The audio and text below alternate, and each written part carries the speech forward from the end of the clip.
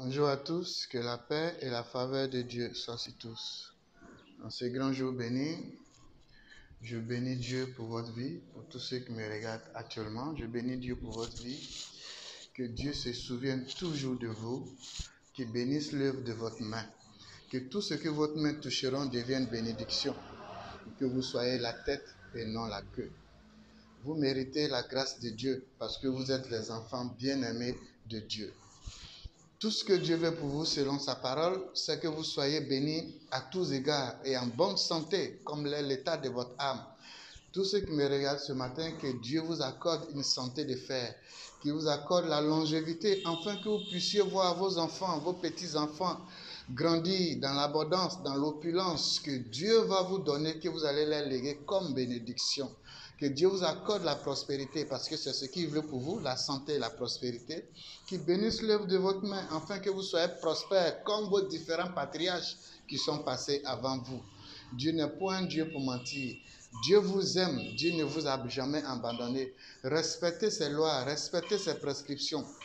Croyez en Dieu, croyez en vous-même. Priez beaucoup, travaillez beaucoup, soyez beaucoup dans l'action. Ne soyez pas des croyants de Dieu va faire. Non, Dieu ne fera rien à votre place. Lorsque j'étais comme vous, j'ai commencé à mes débuts. Aujourd'hui, c'est bientôt à 22 ans, je vais vers 23 ans de ministère que je sers Dieu. Au début, je jeûnais, je priais, je me disais, Dieu allait faire. Tous mes amis qui avaient compris que tant que tu ne feras pas, Dieu ne fera pas. Ceux-là, ils étaient dans l'abondance. J'étais jaloux d'eux, j'étais aigri d'eux. Mais pourquoi je jeûne, je prie, je suis dans l'abstinence? Et Dieu les bénit et moi, Dieu ne me bénit pas. Et les années plus tard, lorsque j'ai compris qu'il fallait que je me mette en action, fallait que je cherche, fallait que j'investisse, fallait que je travaille, j'ai servi Dieu et puis servi aussi dans le monde, dans les investissements, dans les affaires, dans les commerces.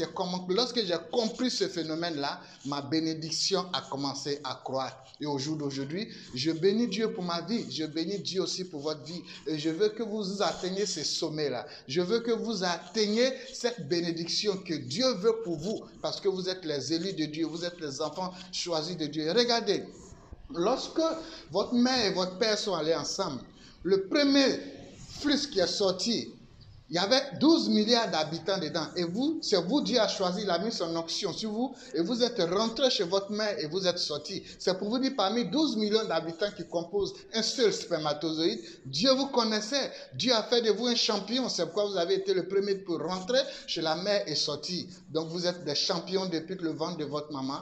Ne baissez pas.